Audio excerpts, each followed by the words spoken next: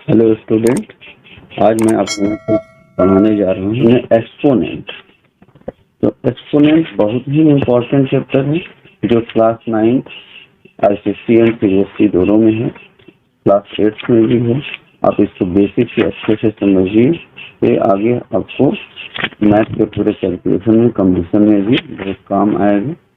तो चलिए शुरू करते हैं, ध्यान से समझिए। अगर 2 into 2 2 टाइम्स लिखते हैं, क्या लिखते हैं? 2 power 2। इस प्रकार 2 into 2 into 2 into 2 into 2। अगर ये 5 टाइम्स लिखते हैं क्या होगा? 2 power 5 होगा। ध्यान दीजिए, जैसे मान लीजिए कोई भी नंबर है 2 into 2 2 टाइम्स लिखते हैं तो क्या लिखते हैं? 2 power 2। अगर 3 टाइम्स लिखते हैं तो 2 power 3। तो किसी भी नंबर को अगर n टाइम्स लिखते हैं, अगर हम लोग a इंटू ए कितनी बार? n times. तो इसको हम लोग लिख सकते हैं a पावर n, जहां पर a n क्या है? यह पावर है, और a क्या है? यह बेस है। यहाँ तक समझ में आ रहा? जैसे -5 पावर 4 हम लोग अगर लिख रहे हैं तो -5 इंटू -5 इंटू -5 इंटू -4 टाइम्स, और इनको हम लोग मल्टीप्लाई कर सकते हैं। तो एक्सपोनेंट की शुरुआत यहीं से है कि किसी को हम लोग कितने टाइम्स मल्टीप्लाई करेंगे और ये क्या आएगा। बात समझ में आ रहा है? चलिए आगे चीज हम लोग समझते हैं उस चीज को। तो देखिए, दूसरा चीज है, किसी भी नंबर पे अगर डिग्री 0 हो तो उसकी वैल्यू क्या होगी? ऑलवेज 1 होगी। किसी भी नंबर पे डिग्री 0 हो तो उसकी वैल्यू 1 होगी। किसी भी नंबर पे डिग्री 0 हो उसकी वैल्यू 1 होगी। और किसी की पावर 1 है, इसका मतलब तो वो 1 टाइम्स है ही। इसका मतलब वो 1 टाइम्स तो है ही, तो हम लोग उसको वही नंबर लिख सकते हैं। डिग्री 2 हो तो 2 टाइम्स। तो इस प्रकार से सारी चीजें हैं। तो यहाँ पर हम लोग क्या देख रहे हैं कि where a is a non zero rational number, ये नॉन जीरो रेशनल नंबर, ठीक है। नेगेटिव एक्सपेंशन अगर a पावर -n है, a पावर अगर -n है तो यहाँ पर ध्यान दीजिए, is reciprocal of a power n, मतलब a power -n is equal to 1 upon a power n। तो इसको हम लोग इस प्रकार से रिप्रेजेंट कर सकते हैं, या a upon b power -n है तो इसको हम लोग b अपॉन a करके b upon a power n लिख सकते हैं। बात समझ में आ गया? आगे समझिए फर्स्ट लॉ क्या है। अगर a power m into a power n, a power m into a power n into a power p मान लीजिए 3 है, तो मल्टीप्लाई में इनके पावर क्या होंगे? ऐड हो जाएंगे। इनके जो पावर हैं m, n और p, ये सभी क्या हो जाएंगे? ऐड हो जाएंगे। a के power m plus n plus p हो जाएगा। क्लियर है इतना? इसी प्रकार जब हम डिवाइड करते हैं तो a power m divide by a power m, तो ये डिवाइड में पावर क्या होंगे? सब्सट्रैक्ट हो जाएंगे। मल्टीप्लाई में पावर ऐड हो जाता है, डिवाइड पावर सब्सट्रैक्ट हो जाता है। तो ये तरह है इनके फार्मूले। यहाँ तक समझ में आ गया होगा आपको। इसके आगे बढ़ते हैं, ध्यान दीजिए। नेक्स्ट है कि किसी भी पावर के पावर हो, मतलब a power m whole power n, अगर पावर के पावर है तो इन पावर्स का क्या होता है? आपस में मल्टीप्लाई हो जाता है। कब ऐसा होता है? जब पावर के power a to the base a to the power m whole to the power n is equal to a power m into n, या इनको आपस में interchange a to the power n whole to the power m होगा, तब भी a power m into n ही आएगा। यहाँ तक समझ में आ गया होगा? तो ये है। इसके आगे देखिए, फोर्थ लॉ कहता है कि अगर हम लोग a power n, b power n और c पावर n, मतलब कि सबके पावर तो सेम है, बेस अलग अलग है, तो इनको हम लोग a b c power n लिख सकते हैं। समझ में आ गया? A B C power N लिख सकते हैं। और इसी का उल्टा अगर हम लोग कहें कि A into B power N है, इसको हम लोग A power N into B power N भी लिख सकते हैं अलग अलग। क्लियर? इस प्रकार डिवाइड में ए पावर एन अपन बी पावर एन, तो इसको ए अपन बी पावर एन लिख सकते हैं। और इसको वापस से फिर से खोलेंगे तो रिवर्स इस प्रकार से लिख सकते हैं, जहाँ ए बी सी क्या है, और नॉन जीरो रेशनल नंबर्स है, और M N E belongs to natural number. जो इसके पावर हैं वो सभी क्या है, नेचुरल नंबर्स हैं। यहाँ तक क्लियर हो गया? चलिए आगे बढ़ते हैं कि रेडिकल और roots is the inverse of exponent represented by the root sign. If b is equal to a power n, then square root of b, nth root of b is equal to a. हम इसको इस तरह से भी समझ सकते हैं कि अगर मान लीजिए कि a square is equal to b है, तो a is equal to square root b लिख सकते हैं। क्लियर? तो उसी प्रकार अगर हम लोग ये कहें कि यहाँ पे अगर a पावर n है, तो a is equal to nth root of b लिख सकते हैं। यहाँ तक समझ में आ गया? तो हम nth पावर को भी इस प्रकार से रिप्रेजेंट कर सकते हैं। रूट 2 की वैल्यू 1.4142135 होता है। रूट क्यूबिक रूट 3 की वैल्यू क्या होती है, 1.442249। तो ये सब हो गया रेडिकल सा root of the inverse exponent.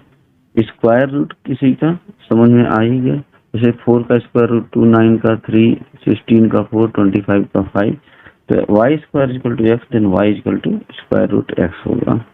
इस बार क्यूब रूट में अगर हम लोग Y cube is equal to X means Y is equal to cube root X हो जाएगा। इस प्रकार से हम लोग लिखते हैं, ये हमारा क्यूब रूट एक्स हो जाएगा। और क्यूब रूट एक्स को ये समझो कि यहाँ क्यूब रूट एक्स है, तो इसको हम लोग एक्स के पावर 1/3 लिख सकते हैं। यहाँ तक समझ में आ गया? नेक्स्ट इसकी प्रॉपर्टी है कि दो चीजें जो रूट में है उनका मल्टीप्लाई है, रूट ए इंटू रूट बी, तो इसको रूट ए बी लिख सकते हैं। रूट ए अपन बी है तो रूट ए इंटू रूट बी लिख सकते हैं। तो ये सारी चीजें हो गई रेशनल रेडिकल और रूट्स के बारे में। चलिए आगे हम लोग आगे हम क्वेश्चन लेते हैं, एक एग्जांपल अच्छा से एग्जांपल। तो देखिए कि मान लीजिए यहाँ पर है 7m स्क्वायर n और यहाँ पे है 7m स्क्वायर n। इनका अगर हम लोग मल्टीप्लाई कर, इस पर इस पूरे की पावर क्या है 3 है और इस पूरे की पावर क्या है 5 है। देखिए बेस क्या है, सेम है, बेस क्या है, सेम है। तो अगर बेस सेम है तो इसको हम लोग लिख सकते हैं 7m square n whole to the power, ये जो बेस पावर है इनके 3 और 5 ये ऐड हो जाएंगे, 3 + 5 हो जाएगा और यहाँ से ये आ जाएगा 7m स्क्वायर n पावर 8 हो जाएगा। और हम लोग फिर ब्रैकेट अंदर खोल देंगे तो 7 पावर 8, m पावर 2 पावर 8 तो m पावर 16 और n पावर 8। तो ये इसका जो है आंसर हो जाएगा। क्लियर हो गया? नेक्स्ट क्वेश्चन हम लोग लेते हैं। नेक्स्ट क्वेश्चन देखिए, अगर 2abc पावर 4 है तो ये सभी के पावर 4 आ जाएंगे, मतलब 2 power 4, a power 4, b power 4 और c पावर 4। तो 2 पावर 4 मतलब 2 2 जा 4, 2 जा 8, 2 जा 16, ये a power 4, b power 4, c power 4, ये आंसर हो जाएगा। तो इस प्रकार से हम बेसिक क्वेश्चंस लगा सकते हैं एक्सपोनेंट के। आगे बढ़ते हैं। 5 × xy power 3 whole to the power 2 है, तो 5 तो यहाँ पर बाहर है, 5 से कोई मतलब नहीं, मगर 2 जो है इसके भी पावर में आ जाएगा और इसके पावर में पावर है तो मल्टीप्लाई हो जाएगा, तो x पावर 2 y पावर 6 हो जाएगा। तो इसका आंसर हो जाएगा 5x² y पावर 6। ये आंसर हो गया। इतना समझ में आ गया? चलिए आगे नेक्स्ट क्वेश्चन देखिए। इसे 3 पावर 4 अपन 3 पावर 6, तो हमने बताया कि जब कोई चीज डिवाइड होगा तो डिवाइड में उसका पावर क्या होता है, सब्सट्रैक्ट हो जाता है। तो 3 पावर 4 माइनस 6 मतलब 3 पावर माइनस 2। और अभी बताया कि a पावर अगर माइनस n है तो इसको हम लोग 1 अपान a पावर n लिख सकते हैं, मतलब 1 अपान 3 पावर 2 आ जाएगा, यही इसका आंसर। या इसको हम लोग और सॉल्व कर देंगे तो ये आ जाएगा 1 अपान 9, ये इसका आंसर हो जाएगा। समझ में आ गया? इसी प्रकार देखिए y power minus 4 upon y power minus 9, तो डिवाइड में पावर माइनस सब्सट्रैक्ट हो जाएगा, तो y power minus 4 minus minus 9 मतलब y power minus 4 minus minus plus 9, ये y पावर 5 आ गया। तो ये एकदम छोटे छोटे बेसिक क्वेश्चन है जो समझ लेंगे तो आप अपने टेक्स्ट बुक के आगे क्वेश्चन लगा सकते हैं। और अपने बुक के और जो भी क्वेश्चन नहीं समझ में आ रहा चाहिए तो आप हमको कमेंट कीजिएगा, मैं आगे आपके बुक के क्वेश्चंस बना दूंगा सीबीएसई बोर्ड एसएससी बोर्ड का। नेक्स्ट क्वेश्चन क्या कह रहा है कि नेक्स्ट क्वेश्चन में ध्यान दीजिए कि हमने बताया कि किसी के पावर 0, किसी के पावर 0 इसका वैल्यू 1 होता है। तो इन सारे क्वेश्चन में देखिए 38 पावर 0 इसकी वैल्यू 1 हो जाएगी, ये answer. Minus 9 power minus 3 power 0 तब भी इसकी वैल्यू 1 हो जाएगी। तो किसी पे भी पावर 0 होगा, यहाँ पर माइनस 9 पावर 0 मतलब माइनस 1 इंटू 9 पावर 0 मतलब माइनस 1 इंटू 9 पावर 0 वैल्यू 1, फिर माइनस 1 आ जाएगी। तो हम लोग माइनस 9, इसमें कंफ्यूज नहीं होइएगा, माइनस 9 होल पावर 0 तो 1, और माइनस 9 पावर 0 मतलब माइनस अलग है, 9 पे पावर 0 है, तो इसको हम लोग माइनस 1 इंटू 9 पावर 0 लिखेंगे, फिर माइनस 1 इंटू 1 लिखेंगे, और ये जो है हमारा इक्वल टू 1 के इक्वल हो जाएगा, जो कि हम लोगों ने 1 और ये माइनस, तो ये माइनस 1 के इक्वल हो जाएगा, जो कि हमारे यहाँ पे ये लगा हुआ है, ये समझ सकते हैं। इसी प्रकार x पावर 0 की वैल्यू 1, 5 इंटू एक्स पावर 0 तो 5 और x पावर 0 की वैल्यू 1, तो ये आ गया 5x पावर 0 इसकी वैल्यू 1। तो ये अच्छे से समझ गए हम, किसी की पावर 0 हो तो उसको हम लोग कैसे लगा सकते हैं। इतना क्लियर है? कोई डाउट? चलिए नेक्स्ट आगे बढ़ते हैं। चलिए नेक्स्ट क्वेश्चन देखिए ध्यान से। यहाँ पर क्या है 9 पावर माइनस 3, तो माइनस होगा, ये हमने बताया कि a पावर माइनस n, इसको 1 अपान a पावर n लिखना है, तो ये 1 अपान 9 पावर 3 हो जाएगा, और 9 का 3 टाइम्स मल्टीप्लाई करेंगे आ जाएगा, ये इसका आंसर आ जाएगा। क्लियर हो गया? इस प्रकार 1 अपान 4 पावर माइनस 3, इसको पलट देंगे, 4 अपान 1 पावर, ये प्लस में 3 हो जाएगा, जिसकी value 4 into 4 into 4 equal to 64 आ जाएगा। इस तरह से 2 अपान 3 पावर माइनस 5 है, तो 3 अपान 2 पावर 5 लिख करके इसको सॉल्व कर देंगे, तो ये इसका आंसर आ जाएगा। यहाँ तक आपको समझ में आ गया होगा, ठीक है? समझ में आ रहा? अगर 2 अपान 5 पावर 4 है तो इसका मतलब क्या हो जाएगा, 2 पावर 4 अपान 5 पावर 4, मतलब 2 पावर 4 मतलब 16 और 5 पावर 4 मतलब 25। अगर ये कैंसिल होता है तो काट देंगे, अदरवाइज जो है ये आंसर हो जाएगा इसका। क्लियर है? इसी प्रकार x अपान b है, x अपान y पावर 7 मतलब x पावर 7 अपान y पावर 7, डिनोमिनेटर जो होता है वो नॉट इक्वल टू 0 होना चाहिए, तो ये इसका आंसर हो गया। इजी क्वेश्चन है, एकदम बेसिक से, इनको आप समझ लेंगे तो इसके आगे की चीजें समझना आपके लिए आसान हो जाएगा।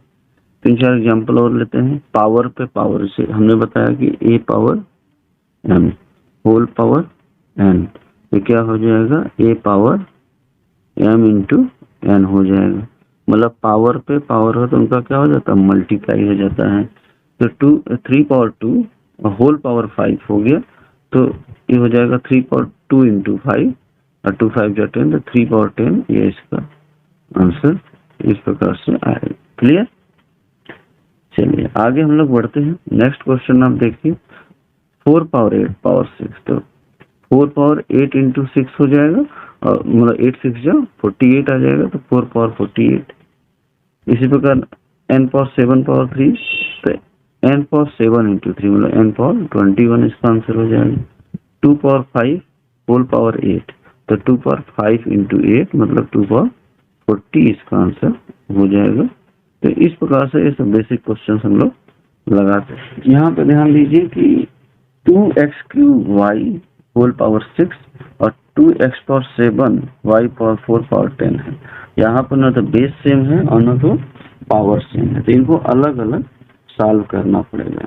तो ये आ जाएगा 2 power 6 x⁴ whole power 6 y power 6।